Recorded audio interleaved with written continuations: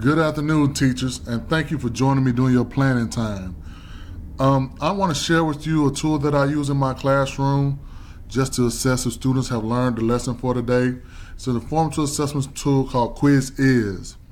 Similar to Kahoot, but it allows the student to work on their own laptop at their desk without any pressure, and they can only focus on themselves.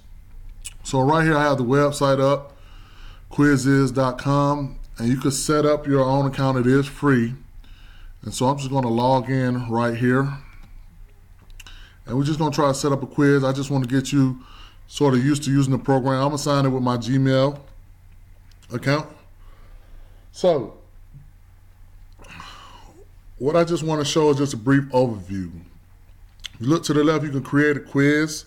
They also keep the reports for you. So we're just going to create a little quick 3-question quiz.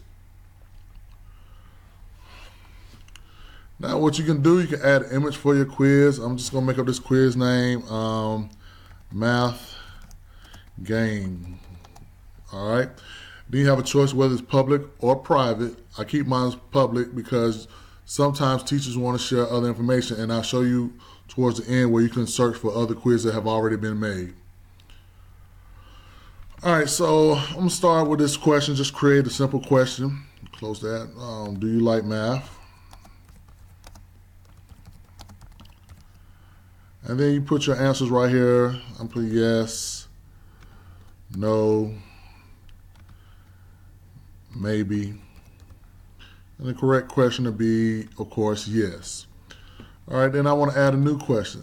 Now, you can also come up to this top and search for questions. So you just pick a math topic. Say I'm adding numbers. And you just hit search. And different things come up. And so I can take, this is a 9 questions where it's just on adding numbers. So I can take one of those questions I just add. I'm going to add that one. And I'm going to add this one. We're just doing 3, so I'm going to get rid of this. And so we're done. And then I hit finish when I finish saving, finish my quiz. So then it's going to ask you to put a grade range. I'm a 7th grade teacher, but I'm going to put K through 5, well, 2nd grade through 5th. And the subject math, this is just so they can put it in their search engine when people are looking for quizzes. All right, so there, the game has been created. The quiz has been created. And like, I normally use these quizzes toward like the last 10 minutes of class, just to get a sense of who understood, who didn't, and just give me a quick reference. I say no more than 5 to 10 questions. Yes, you can do it as an actual test, but I think because of the fun environment it allows to have, I would do it just formative, just see if kids just know it off the rip. So if you come over here and we're gonna click play live. And before you hit proceed, you need to go through these settings. Shuffle questions, shuffle answers. It's automatically gonna shuffle answers, so we have a class full, everybody not on problem 1. Show answers I only like to do at the end of the class. Like if I'm doing the last 10 minutes of class, I want to show the answers because they're not really going to have time to go back and do the answer. What happens if I say don't show the answers, if they get that problem wrong, it'll go back, it'll bring that problem back. It won't show them the correct answer, it'll bring them back for them to do it later. And that way they can practice and see what they got wrong. But last 10 minute class, they don't have time for that. And also I like to come down here and take the timer off and no music. And you can pick either meme you want. I always pick the heroes. So then you come back up here and you click on proceed. So what it's gonna do is create a test, and the students will go to joinquizizz.com. Or if they go to Quizizz, you just hit join the game. And I'm going to take you to the portal, what it looks like from a student's view. So, you know, you got 649-288. So I have a cell phone and an iPad that I'm going to log in as a student. 649-288. All right. And so I'm going to log, this is what it looks like. So the students will go click on the join game. And so they will put in the code 649-288. And then they proceed. They put their name in. Mark, I want to my phone, and I'm going to try. Now, here's the thing that you have to be aware of. As students log in, their names will pop up. So what I always tell students, just your first name, no nicknames, no emojis. Every now and then you have a class clown and they might say something inappropriate or not, but if that happens, for example, like this says boo boo, I click on that and I let that person know. They do it again, they would not be able to play.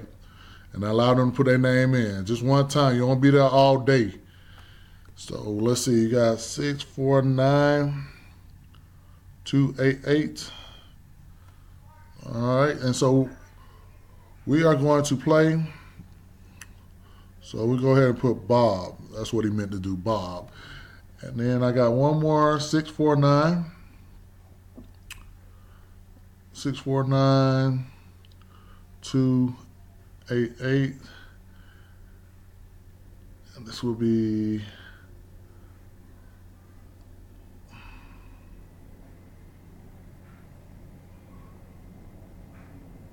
Pam. All right, so now we got 3 people. And so I normally allow this to stay up on the screen so the kids can see and everybody log in. But once I start the game, I want to take it off, because when you start the game for everybody, it will show like who gets what wrong. You can tell when somebody gets something wrong. So I'm just going to answer a couple of random questions that the other students are doing. And I'm going to go back to this one on screen, and it's going to count it down just to get it started. And so like I might get this one wrong just to see. And so what happens when you bring this up, it'll show that Mark got that first problem wrong. And so as the people get it correctly, it'll show that the ranking. Now keep this in mind when you're talking to the kids. You don't want them to focus on the rank, finishing first. That's not what we focus on. I tell the kids you want to focus on accuracy. And mainly when you're doing that at the end of the lesson, those last 10 minutes, either they get an 80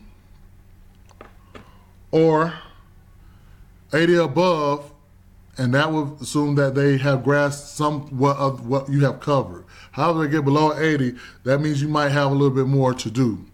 Let me do this right quick, and that should be it. So now when the quiz is over, there's quite a few things you can do with the results. So at the end, it lets you know, and then you hit end game, and then you can go through and see what questions you got wrong, who got all of them right, and they have them ranked based on what they got wrong. But you can also export this into an Excel, and so it'll download the Excel for you, and then you can look at your results, and it can look at reports, and you can have positive feedback with your students. You can go back and look at the results and see what numbers that most of the students got wrong, what numbers they got mostly correct, and then you can actually take the time to review the questions, and you can go through each one on the board and say, explain how to get each one. So this is a very great tool to use, just a quick tool to let you know where your students stand at the end of a particular lesson you did that day. And I enjoy it, I love it, and I would encourage each teacher to use it. And like I said, and here's what I was talking about. Up in the search part, you can search your own quizzes, language arts, anything, reading, science. I'm a math person, so if I want to do two-step equations, I need a quiz, two-step equations. You know, teachers, we gotta save some time with this stuff. So you see two-step equations, I got my two-step quiz, and you can go through it on the right and look at how the quiz look. 10 question one, I can go here, and then I just hit play, and then you just go ahead and go through your usual settings. Now, I also want to recommend that you can save the quiz as homework. You can do a quiz as homework. I will only recommend doing it for homework only if you're going to have a test that day. Like that night before, you can do a quiz for homework, and have some of the questions that you would have on the test the next day, but you change up the numbers or change the wording, and just see how well they'll do. But I know you all got to get back to your planning, because we always complain about not having enough planning time. But I would encourage you to do this. It's a wonderful tool.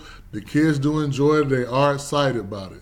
And I also will make sure that, especially in math, that you show their work. So they're just not clicking buttons. Thank you, and have a nice day.